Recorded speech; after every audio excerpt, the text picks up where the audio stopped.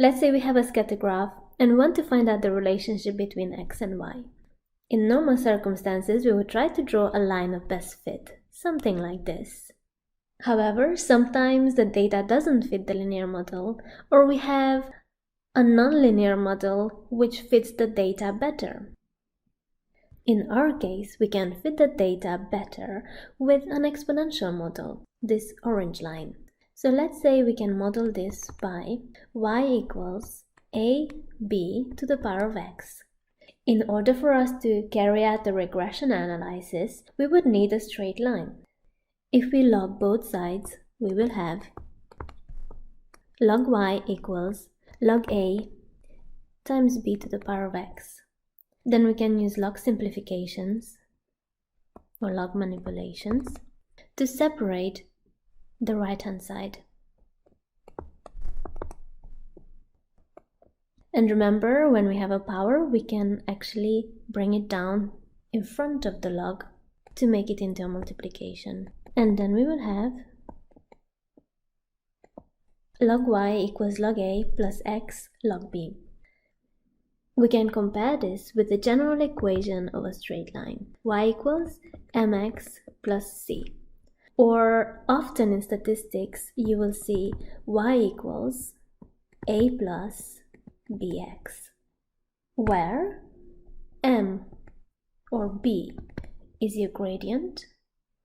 If we compare this with our simplified model, then we can see that log b represents the gradient and log a represents our y-intercept.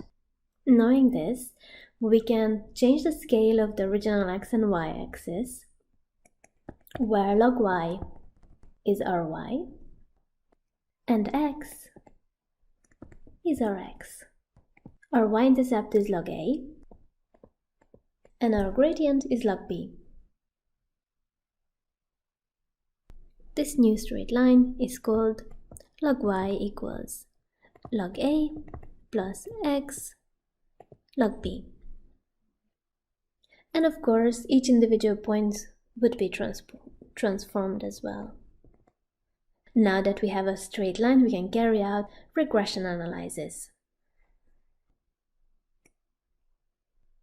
We could also have a situation where both of the axes, the x and the y-axis, would be on the logarithmic scale. It would happen, for example, when y is equal to a x to the power of b.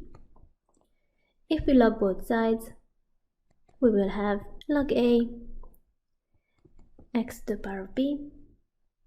Then we can split this further to have log a plus log x to the power of b, and then this will be log y equals log a plus b times log x. If we compare the gradient now, we can see that the gradient is actually b. If we compare the y-intercept, we have log a again, our y-intercept. Our y-axis will be log y. Our x-axis will be log x. And then our gradient will be b. Then we will have on the x and the y-axis log x and log y. We have the y-intercept log a, and then we will have a straight line with a gradient of b. The new equation of the line will be log y equals log a plus b log x. The table shows some data collected on the temperature and its growth rate. The data are coded using the changes of variable x is equal to t and y is equal to log g. The regression line of y on x is found to be y equals minus 0.2215 plus 0.0792x. Mika says that the constant minus 0.2215 in the regression line means that the colony is shrinking when the temperature is 0 degrees Celsius. Explain why Mika is wrong. Now, in order for us to explain this, we're going to have to use our log transformations. So we had the equation given. Then we are going to replace y with log g, and x with t. Then it says when the temperature is 0 degrees Celsius. So I'm going to replace the t with 0 to work out the other unknown, which is log g. And then we will have log g is equal to minus 0.2215 plus 0.0792 times 0, which will give us log g is equal to minus 0.2215. Now we're going to get rid of the log by using 10 to the power of log g equals 10 to the power of minus 0.2215. G equals 10 to the power of minus 0.2215, and this is equal to 0.600 to 3 significant figures. So now we can draw a conclusion. Growth rate is not negative, is positive. For part B, it says, given that the data can be modeled by an equation of the form g equals to k times b to the power of t, where k and b are constants, find the values of k and b. What we're going to do now is log both sides.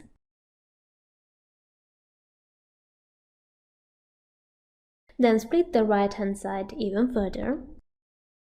We will have log g is equal to log k plus log b to the power of t. Then log g is equal to log k plus t times log b using the logarithmic rows. Then comparing coefficients, we had y minus 0.2215 plus 0.0792 x. So we know that t was x and y was log g. Then what is left to be compared is log k, which is minus 0.2215, and log b, which is 0.0792. So log k is equal to minus 0.2215. Using 10 to the power of log k will give us k equals 10 to the power of minus 0.2215. Therefore, k is equal to 0.600 to 3 significant figures. Then we do the same for log b. So log b is equal to 0.0792. We do 10 to the power of log b, which will give us b, and then 10 to the power of 0.0792, and this will give us 1.20 to 3 significant figures.